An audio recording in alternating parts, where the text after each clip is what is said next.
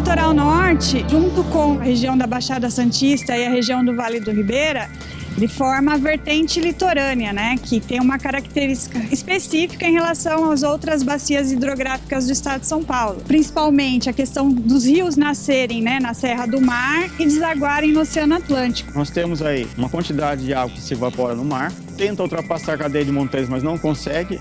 Essa umidade condensa, cai nas encostas dos morros, chega na planície, corre a planície por um certo período, até que se mistura com a água salgada que sobe rio acima. Isso é uma diferenciação em relação ao Planalto, que não existe esse tipo de situação. É uma região extremamente rica de beleza natural, de beleza cenográfica, tem uma estrutura até arquitetônica diferenciada. A gente está numa região privilegiada, né, com a formação bem característica de Mata Atlântica mesmo, com diversos ecossistemas preservados que são inerentes ao território do litoral paulista como um todo. A Mata Atlântica, ela é uma região de produção muito grande de água, né? Nós temos muitas nascentes. Entretanto, essa é uma falsa ideia de abundância. A gente tem uma quantidade grande de chuva que cai em uma determinada encosta de morro, mas ao mesmo tempo, quando se cessa essa chuva, o rio volta a ser aquele rio pequeno. Diferente como acontece no Planalto, porque você tem lá, às vezes, uma região brejosa que funciona como uma esponja e deixa o rio perene com uma quantidade maior de água. Nós aqui no litoral não temos reservatórios. Nós não temos uma Billings, por exemplo, uma Guarapiranga, né? Então nós dependemos muito do regime de chuvas. Não é porque a gente tem abundância de água e não tem a escassez que a gente não tem que se preocupar. A gente tem que analisar a questão dos conflitos, da manutenção da qualidade, temos que pensar na questão do saneamento. A gente tem que cuidar desde já.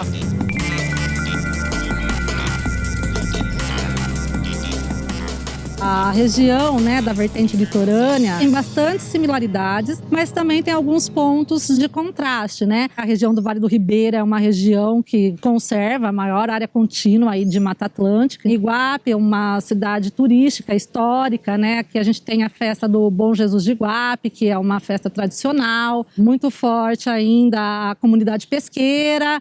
Tem também bastante agricultores, pessoal da agricultura familiar, as comunidades de quilombo são bem organizadas e politizadas. Graças a Deus temos uma água, que hoje é uma das riquezas mais almejadas, assim, né?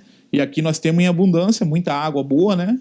Por conta de nós ter essa preservação, esse envolvimento das comunidades tradicionais e esse comprometimento que nós temos em preservar. Então nós temos muito já no sangue esse foco, né, de viver em harmonia com a natureza, né, de não destruir, de não acabar com tudo.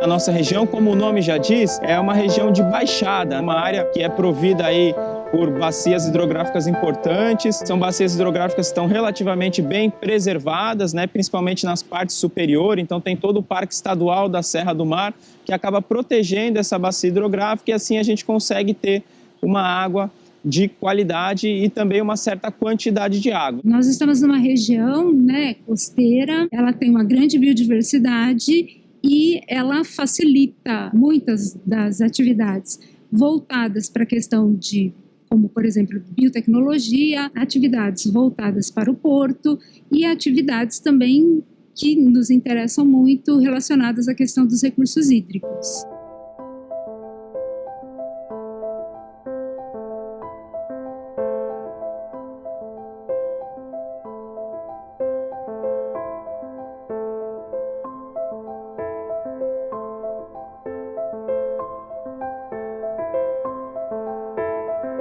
Aqui a gente atua no litoral norte do estado de São Paulo, que tem em média 80% da sua área preservada com Mata Atlântica original, né? No litoral norte, como, né, em toda a vertente, existe uma grande quantidade de unidade de conservação, né?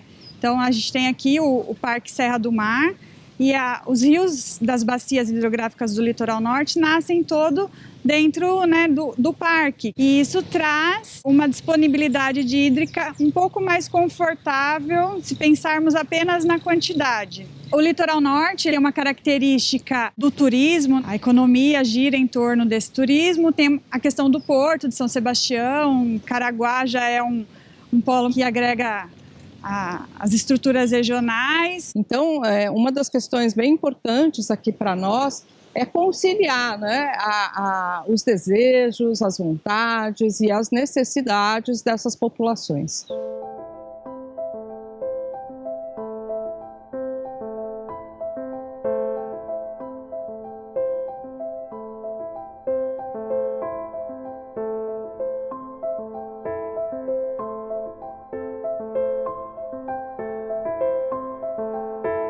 A questão do saneamento em toda a costa do estado de São Paulo é bastante antiga, né? Primeiro, devido às características geográficas de nossa região. Uma população entre a Serra do Mar, né, e o mar. Isso dificulta bastante a implementação de sistemas de abastecimento de água, esgotamento sanitário e até mesmo a coleta de resíduos sólidos na região do litoral norte. Por exemplo, nós temos 200 quilômetros de costa.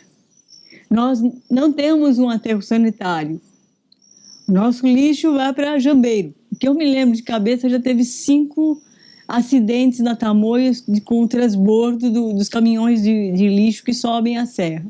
Agora, imagina isso em plena temporada, feriado, é o caos, né? Esse turismo de massa gera um afluxo gigantesco de pessoas, principalmente na temporada de verão.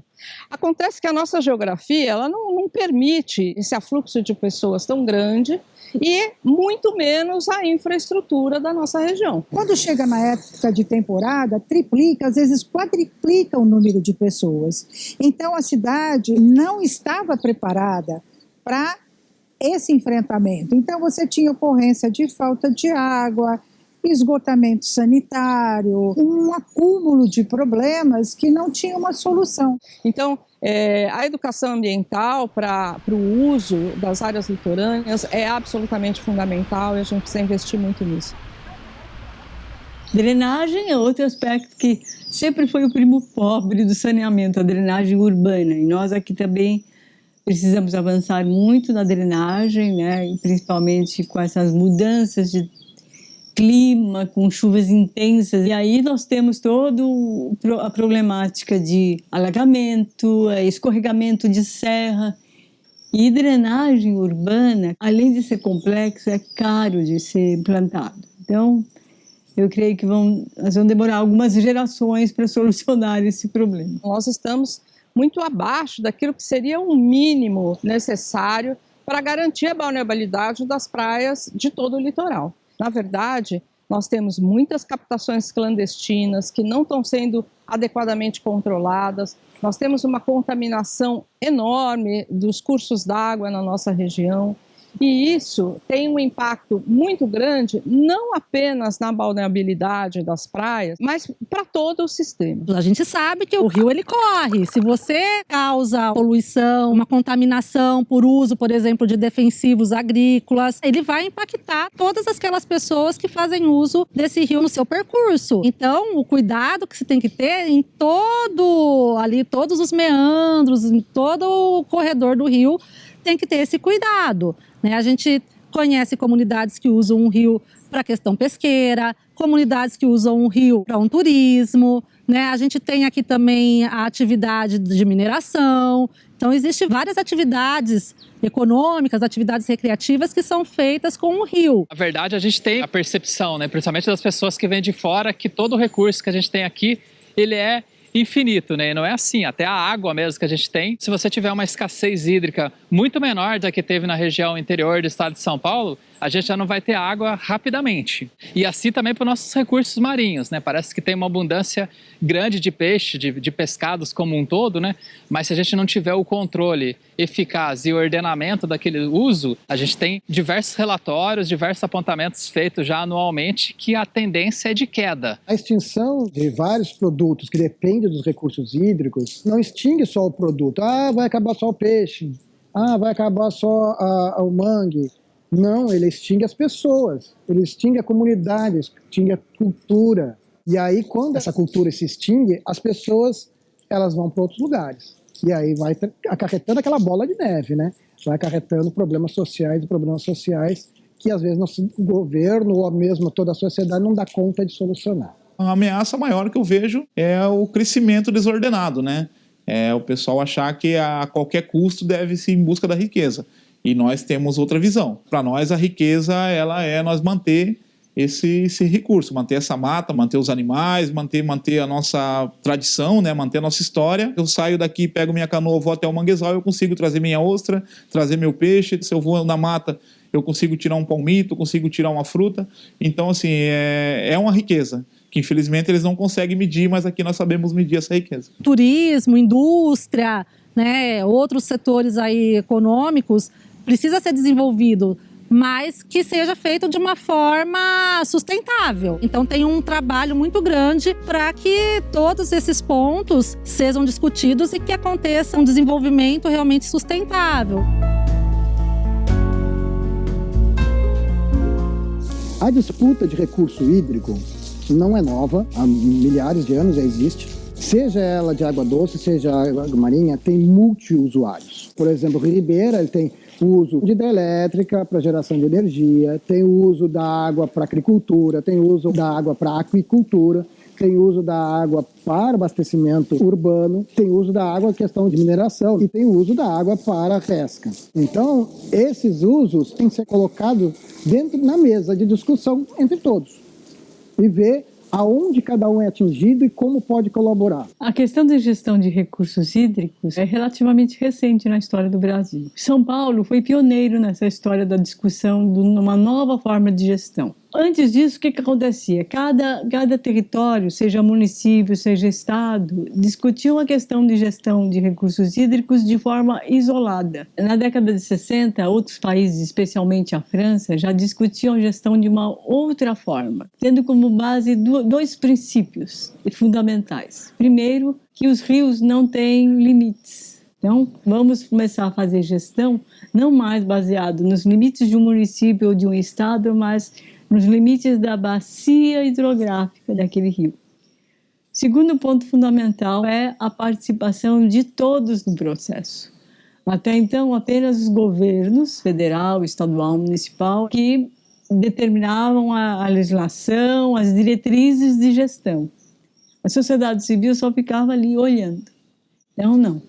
A sociedade civil tem que participar. E essa nova maneira de pensar foi capturada por um grupo de pessoas do estado de São Paulo, principalmente do Departamento de Águas e Energia Elétrica, que começaram a criar os comitês de bacia hidrográfica. Hoje, um total de 22 comitês, com a participação do Estado, município e a sociedade civil. Então, nós temos hoje, junto à sociedade civil, a participação de universidades, de segmentos que nem o setor pesqueiro, os pescadores, de comunidades que vivem os problemas e o cotidiano do dia a dia de recursos hídricos. Então, eles ajudam, inclusive, aos municípios e ao Estado a encontrarem essas soluções, ao invés de vir de cima para baixo, na discussão tripartite. E quando as pessoas começam a ouvir as discussões, participar das reuniões, elas percebem que ali é a realidade delas, né? São os problemas e as dificuldades que ela passa no dia a dia, né? Então é a questão do resíduos sólidos na praia, a balneabilidade da praia, a questão da enchente, da inundação. Ela começa a se sentir parte das discussões e ela percebe que ela tem muito a contribuir. Eu posso mudar a realidade do meu bairro ou da minha região ocupando esses espaços públicos que são onde está rolando as tomadas de decisões, né? Se eu não ocupar lá, não tem como eu cobrar investimento e qualquer ação que venha das pessoas que ali estão, né? Eu tenho um rio que passa na porta da minha casa. Eu quero também poder opinar e discutir no que ele vai poder ser usado, né? Se eu não participo, vai ser uma pessoa de fora, às vezes que nem conhece a realidade, que vai definir, determinar. Então, participar é a oportunidade de eu poder também estar apresentando a minha visão, a minha posição. Isso é um aprendizado. Eu me lembro quando entrei no comitê, todo mundo assim, ficava meio, como é que eu vou discutir isso, como é que eu vou discutir aquilo, né? E depois todos foram aprendendo, as próprias pessoas dentro do comitê, mesmo tendo uma opinião oposta ao teu companheiro, né? Então é um aprendizado de ceder, e de buscar. Nós temos que entrar num consenso do que é melhor para o território diante de todas as visões, né? Então nós temos a visão do pessoal que tem a tendência do desenvolvimento econômico, nós temos as entidades ambientalistas, nós temos o poder público que tem até demandas legais para atender.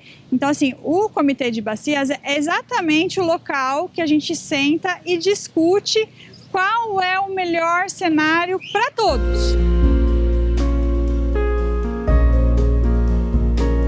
Qual que vai ser o futuro? Qual é o litoral que nós queremos? Isso está sendo discutido? Está sendo discutido pela sociedade? De que forma a sociedade está sendo ouvida pelos gestores?